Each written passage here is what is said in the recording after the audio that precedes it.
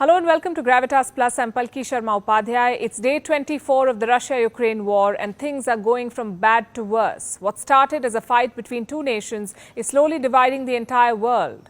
What comes next is yet to be defined, but many believe a new Cold War is upon us, a war that could drag us into an old world, a world of arms race, espionage, proxy wars and new rivalries. Look at the developments. The US has passed its biggest defense spending bill. Germany is buying nuclear-capable F-35A fighter jets. Slovakia has charged 2 people with spying for Russia. Saudi Arabia is under pressure to release more oil to Europe.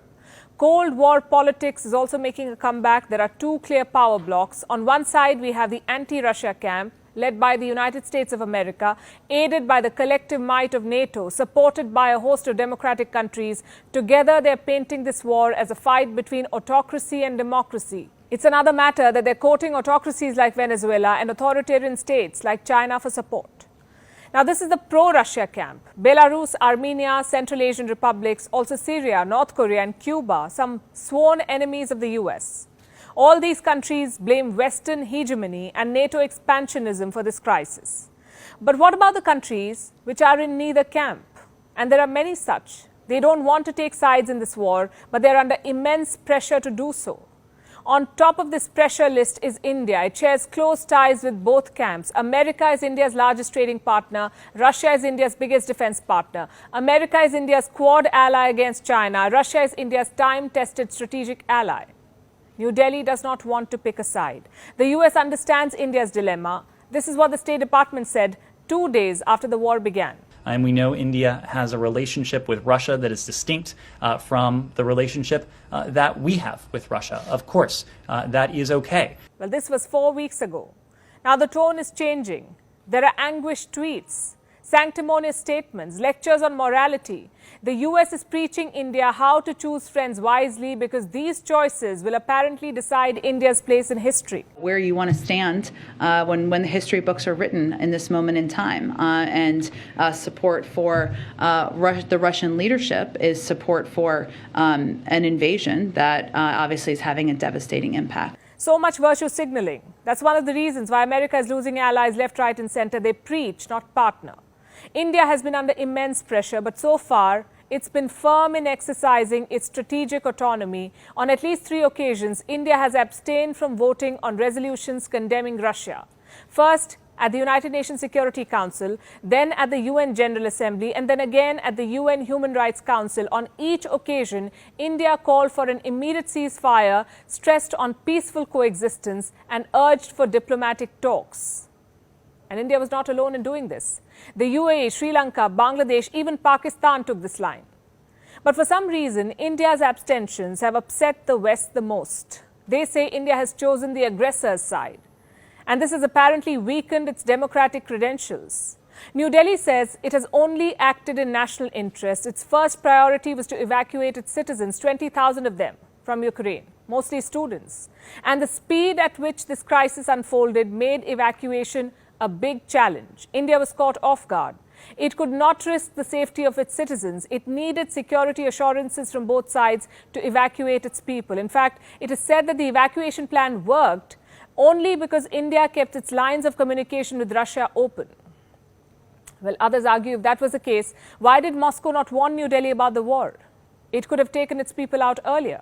But that's geopolitics for you. You cannot depend on anyone too much. Atmanirbhar is the name of the game. India's second priority was to secure its strategic interests.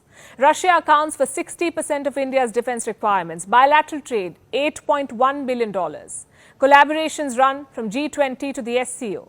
And above everything else, Russia's support for India at the UN is unparalleled. Moscow has always taken care of Indian interests. I can recall at least 3 occasions when Moscow has either used the veto power or voted to block a resolution against India. In 1957, it blocked a proposal to deploy UN troops in Kashmir. In 1961, it voted against a resolution asking India to withdraw from Goa. And in 1962, it blocked a resolution on Kashmir brought by Pakistan. Guess who was on the wrong side of history on all these occasions? The United States of America. It backed all these resolutions against India. I know the equations have changed since. Today, we have the most US-friendly government that India has seen in the last 60 years. But history should not be forgotten. Neither should be America's record vis-a-vis its allies. India has to prioritize national security. It is located in a difficult neighborhood. To its west lies the terror state of Pakistan. To its east lies an expansionist China, two hostile nuclear-armed neighbors. If India sides with the US, it will push Russia further into China's embrace, and that's the last thing we want, a Russia-China axis threatening India. As it is, China remains a problem. It is hedging its bets, not siding with either camp. But America and Russia are wooing it, both of them. America wants China to dump and isolate Russia. Russia wants China to tide over American sanctions. For India, the situation is already far from ideal. Plus, there's the economic impact. The war is hurting budgets. Crude oil prices have shot up. Russia is offering cheaper oil to India. India is buying it. And the West is having a meltdown. Western experts say if India keeps buying Russian oil, it could soon get sanctioned. Quick facts. Russian oil is not sanctioned yet. Europe is still buying Russian oil and gas. NATO countries are buying Russian energy. So they can have both Russian gas and the moral high ground. India can have neither. Classic Western hypocrisy.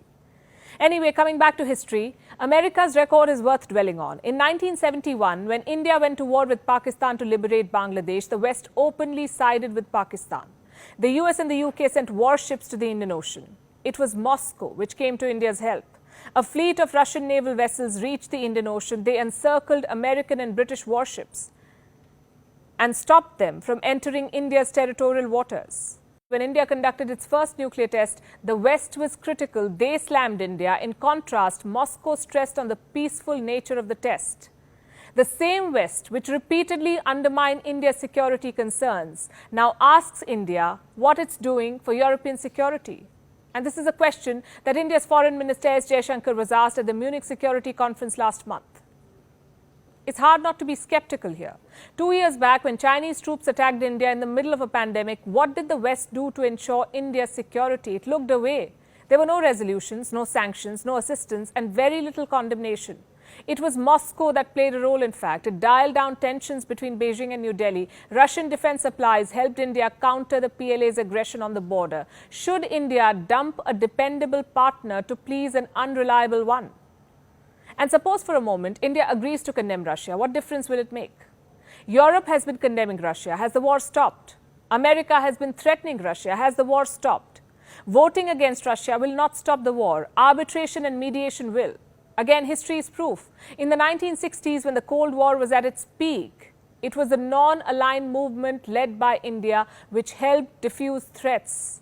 Non-aligned countries acted as cushioning forces. Today, India is a strategic partner of both Russia and America. Today's Russia is not the Soviet power it used to be. It depends on China. It also has leverage with China. And it is the clear aggressor in Ukraine. Today's America is a receding superpower. It has lost wars in stature. Our world is changing. The world order is changing. India has tried to shed the hesitancies of history to build new alliances. But India cannot be held hostage to those alliances. This is a tough balancing act, but there's no doubt about where India's priorities lie in securing its own national interest. This is not New Delhi's war.